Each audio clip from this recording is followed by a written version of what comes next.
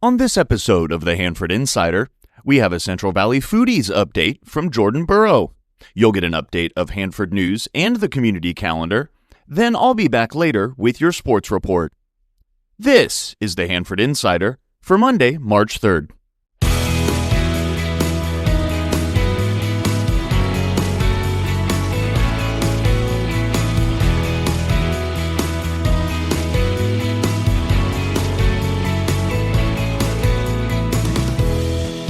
This is the Hanford Insider Podcast, where we dive into what makes our community tick.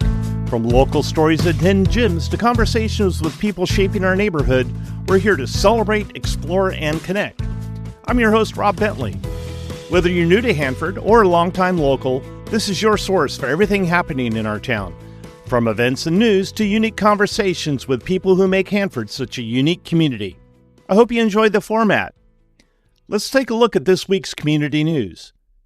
The Hanford City Council will meet on Tuesday, March 4th. Some of the things on the agenda for the study session at 4 o'clock include a review of block grant funds, an update regarding CalPERS funds, and the first look at a new city social media policy. This has been a hot-button issue as many citizens believe that they should be able to comment on Facebook, Instagram, and other social media posts. I can see both sides. You want transparency, but the keyboard warriors could misuse the privilege. Who would moderate the comments? Like I said, this will all be discussed on Tuesday. Some of the items on the 7 o'clock regular meeting include funding the Hanford Civic Auditorium's Century of Memories celebration in June. The council also received the final report from Hanford Winter Wonderland. In next week's episode, I'll have a recap of this week's City Council meeting. In other news, residents in northwest Hanford near the corner of 12th and Fargo were sad to see the walnut orchard come down last week. The field is being cleared for a new subdivision being built by San Joaquin Valley Homes. The City of Hanford has announced a mattress recycling program. Residents can drop off their old mattresses at the City Corporation Yard, located at 900 South 10th Avenue, out by the fairgrounds, Mondays through Fridays and every third Saturday of the month from 7:30 a.m. to 12 p.m. For more specific information, visit the city website at hanford.gov. Here's some things coming up on our community calendar. Ghost of a Chance is now showing at the Temple Theater in Hanford. This King's Players production runs for the next 3 weekends. For tickets and information, visit kingsplayers.org. The bands from Hanford High, Hanford West, and Sierra Pacific are presenting a concert at the Hanford High Presentation Center at 6 p.m. on Monday, March 3rd. The History of Kings County Agriculture display at the Carnegie Museum of Kings County is now open. Here's what curator Michael Seamus had to say about the display at Thursday night's opening VIP reception. We concentrated on part one about Tulare Lake. Tulare Lake is that mystery body of water that sometimes appears south of here. And we wanted to discuss the lake and how it has an impact on Kings County agriculture even through today. So you'll see different exhibits in there regarding the lake. We were also very fortunate through the generous donation of the photographs from Wilma Holt and her family. We were able to provide photographic evidence of some of the earliest farming that happened in the Tulare Lake bottom with Elmer Von Glahn and William F. Turner, and you'll be able to see those pictures inside. We were also able to find through the photo albums pictures of all 5 of the dredges that were used on Tulare Lake to build and maintain the levees that are out there. At first, we were a little nervous about what we were going to try to accomplish, but once again, the community has come forward with some great artifacts, great pictures, and we are trying to do the best we can to display that so that you can enjoy it for the next few months. The museum is located at 109 East 8th Street and is open Fridays, Saturdays, and Sundays from 1 p.m. to 5 p.m. Visit CarnegieMuseumofKingsCounty.org for more information.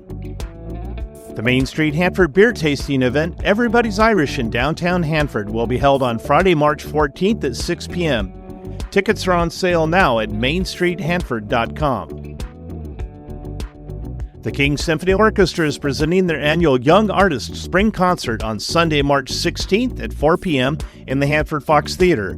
For tickets and information, visit kingsymphony.org. If you have an event coming up and you'd like some help getting the word out, let's work together. Send your information to hanfordinsider@gmail.com. Be sure to subscribe to my weekly newsletter to get a complete calendar of events. It's the most comprehensive community calendar available.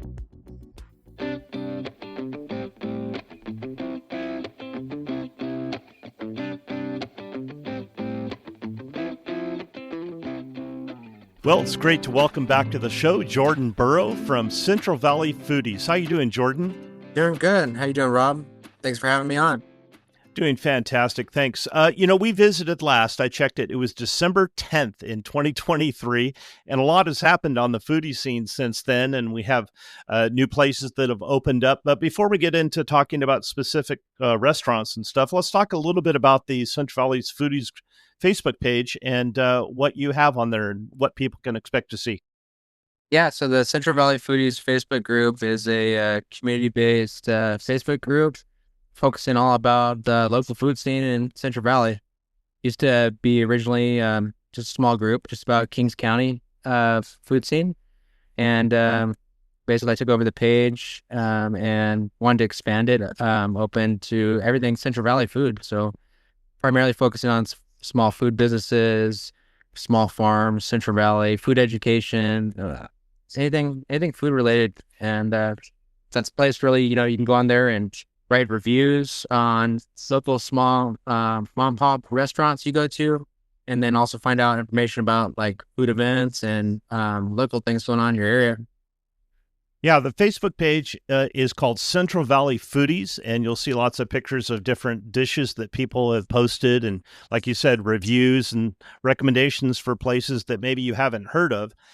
So let's talk about, actually, it's kind of funny, you're at the planning mill in Visalia. I'm here in Hanford at home, but Yeah. Tell us a little bit about some of the action going around in the local area. Yeah, so I just recently relocated to Visalia, and Visalia has a good food scene. A lot of new things going on right now, especially in downtown. There's been a lot of changes with some of the restaurants down there recently. Sequoia Brewing, which had 3 locations, I believe. They had one Clovis, Tower, and then downtown Visalia. They're actually closing up recently after, I think, like 20 years. That was coming out. So that's a major change going on. So who's to fill in their space? That's, a new question mark. Where their employees going to go? We're talking about that. So there's that. Corby's was just announced today. I don't know if you saw that. Corby's Rock and Roll. It's like a bar and grill type place. Has concerts and stuff like that. Featured like, classic rock type bands, stuff like that. They're going to be closing up. Sounds like they're going to be putting an Irish up there. So serving Irish food and beers and stuff like that. Those are 2 things that come off the top of my head. Yeah, specifically here in Hanford, there's been talks of different places opening up. The only thing really firm that we know is that the city was able to sell the courthouse building to a developer who is going to spend about $10 million to renovate the courthouse downtown. And Barrel House Brewing is actually going to open up upstairs in the courthouse building. We're still about a year or more away from that. But they've had some unique partnerships with, for instance, Harris Ranch in Bakersfield. They actually had a place there. So I'm sure as more places open, that'll encourage other restaurants and brew pubs to open.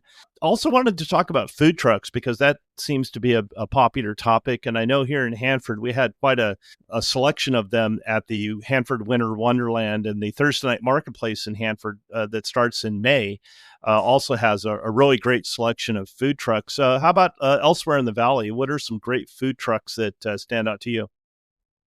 Man, there's a lot. There's a lot of good food trucks. I think the top of my head. I really like, I've been on kind of a little health kick recently, but I really like that acai bowl.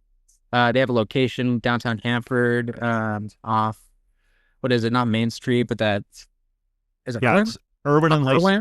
Urban and Lacey right there. Yeah, I love that spot. It's great spot to get something healthy. It's family friendly, and then they have a truck that they take certain places and they take to like the farmers Thursday Night Market, Hanford.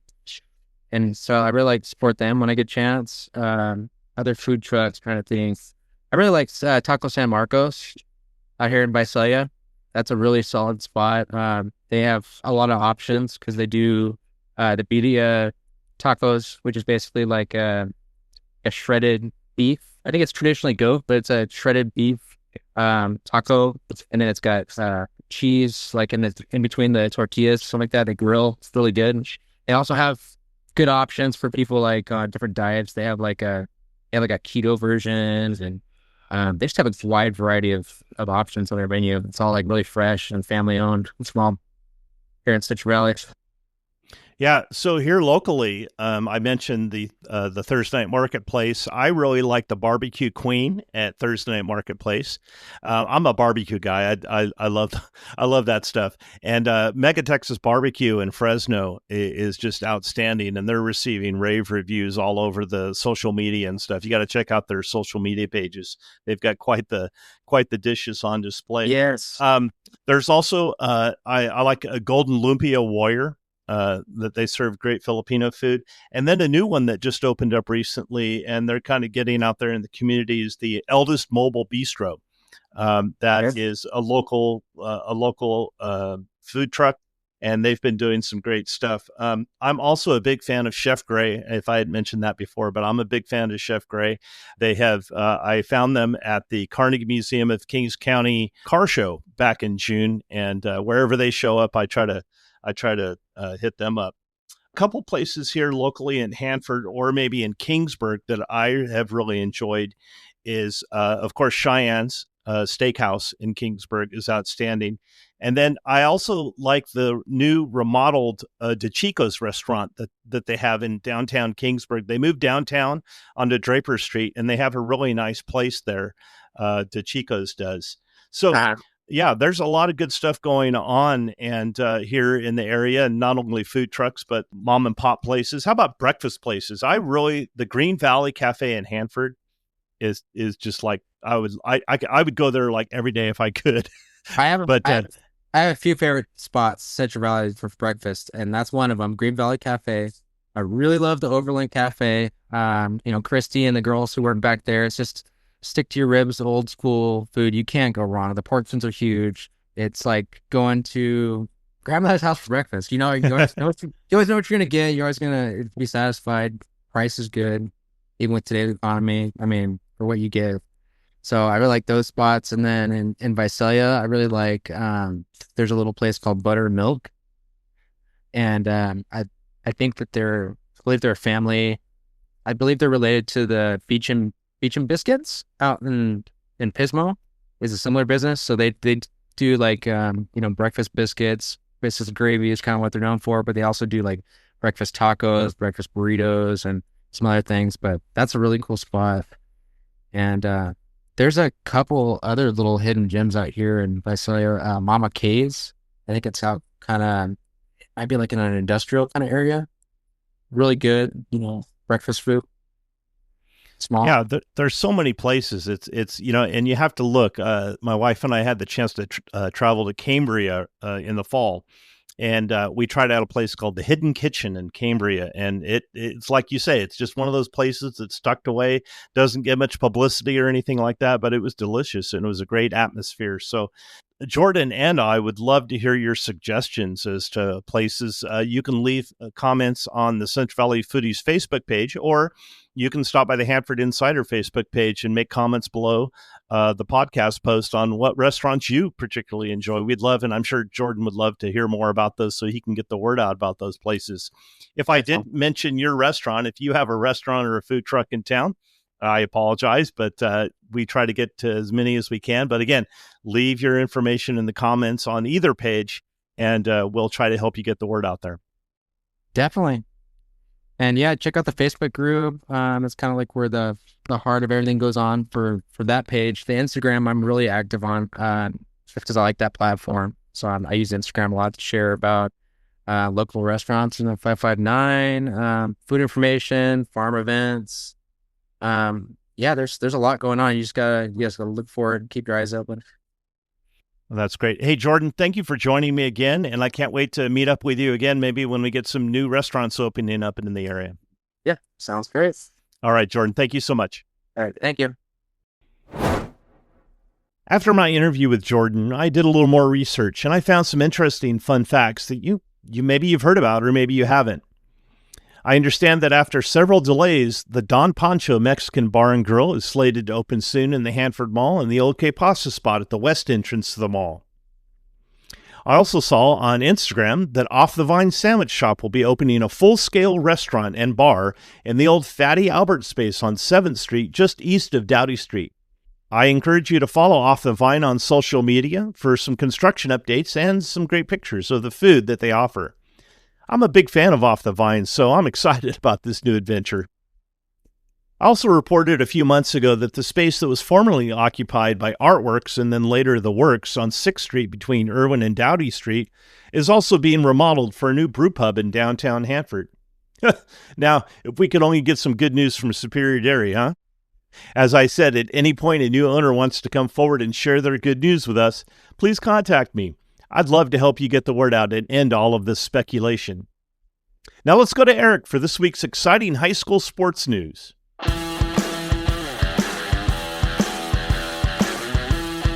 And now it's time for Hanford Insider Sports with Eric Bentley.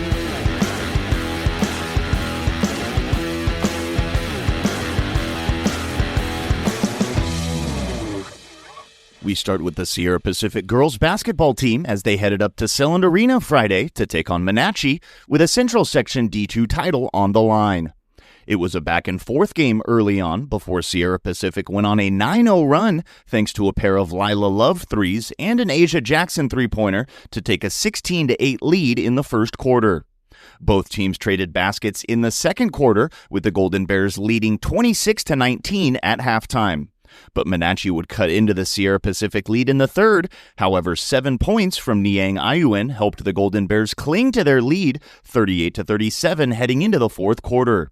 The Marauders' push continued in the fourth quarter as they tied the game late at 42 apiece. A Niang Ayuen bucket put the Golden Bears up by 2, and after a Monache free throw, Asia Jackson hit a dagger 3 with under a minute to go to put Sierra Pacific up by 4. A few Riley Rue free throws iced the game, and the Golden Bears celebrated a 50-43 victory.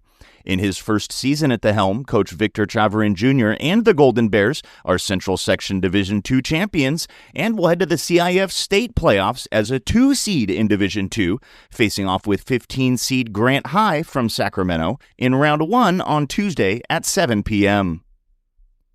And we've got our first baseball and softball scores of the season. We'll start with baseball, where Hanford West picked up a pair of wins, taking down Minarets 4-0 and Mount Whitney 4-3 to start their year 2-0. Sierra Pacific and Hanford High split their 2 games last week, with the Golden Bears taking down Sanger 7-1 and falling to Madera 10-1. The Bullpups lost 11-2 to Kerman before bouncing back with a 1-0 win over Liberty. In softball, Hanford West was the only team in action last week, and they got off to a 2-0 start, beating Dinuba 14-3 before edging out Tulare Western 4-3. Sierra Pacific opens their season Tuesday versus Dos Palos, and Hanford High will take on Madera South in their season opener on Monday. As always, we like to cover as many local sports as possible, so if you have a score report or a story idea, make sure to email hanfordinsider@gmail.com. I'm Eric Bentley, and this has been your Hanford Insider Sports Report.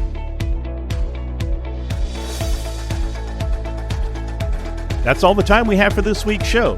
If you enjoy the podcast and you'd like to show your support, you can go to buymeacoffee.com/Hanford Insider to make a donation. If you'd like to join the Hanford Insider email list, stop by my website at hanfordinsider.com to sign up for updates. You'll also get an exclusive copy of my newsletter in your inbox each week. I also need your help getting the word out about the show by liking and sharing on social media or telling a friend. For more information about this show, you can find this podcast on Facebook, Instagram, Threads, X, and YouTube at Hanford Insider. If you have a show idea, be sure to email me at hanfordinsider@gmail.com and I'll look into it. Thanks for listening. Have a great week.